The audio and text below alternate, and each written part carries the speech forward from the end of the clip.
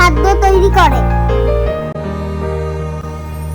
সবার আগে গাছ পানি নেয়, পাতায় ঢালে,